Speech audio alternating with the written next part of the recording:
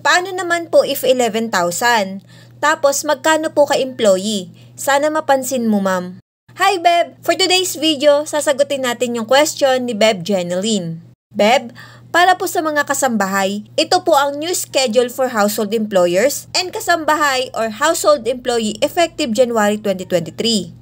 Halimbawa, ang sahod mo kada buwan bilang kasambahay ay nasa 11,000. Ito ang magiging share ninyo ng employer mo. 1,045 ay para sa household employer share. 495 naman ay para sa household employee or share mo.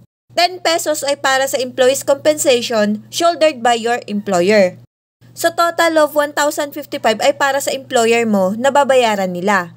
495 naman ay para sa iyo.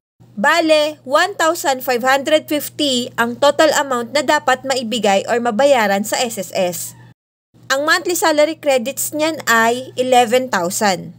Sana'y nasagot ko ang iyong katanungan. Thank you and God bless. Follow for more!